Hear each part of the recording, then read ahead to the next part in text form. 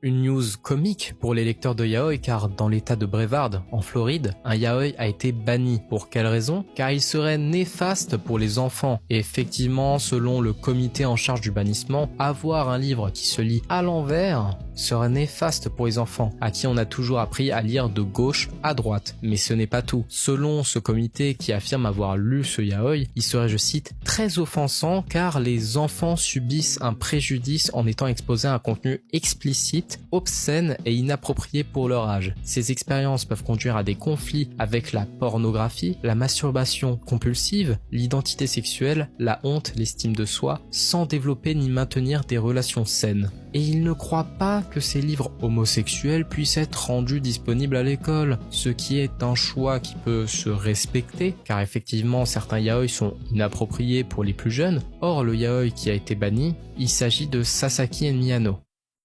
Et c'est à ce moment-là que l'on se rend compte que ceux qui ont banni ce yaoi ne l'ont pas lu, car venir parler d'un contenu obscène qui peut créer des problèmes au niveau de la pornographie et de la masturbation compulsive, en parlant de Sasaki & Miyano, qui n'aborde aucun sujet par rapport au sexe, ou en tout cas, pour le moment, il n'y a rien eu de tel jusqu'au tome 5, il faut être sacrément allumé ou n'avoir rien lu, d'autant plus que c'est une mesure qui selon eux vise à protéger les enfants. Or ils ont proposé un bannissement au lieu d'une reclassification d'âge, et leur volonté de protéger les enfants de contenu sexuel est bien comique, sachant que dans le même rapport, ils proposent en alternative et sans limite d'âge la lecture pour les enfants de Chainsaw Man et The Seven Deadly Sins. Visiblement, le palpage de seins sans consentement, c'est plus toléré que l'homosexualité à montrer aux enfants.